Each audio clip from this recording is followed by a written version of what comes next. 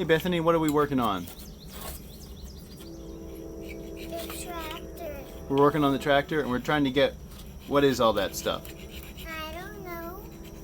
Is it old grass Yes. that's stuck in there? I know. What is it, Abby?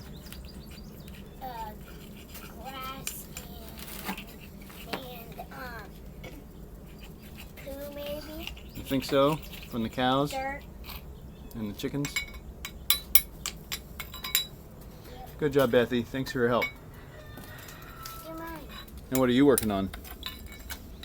Clean this out. Yeah.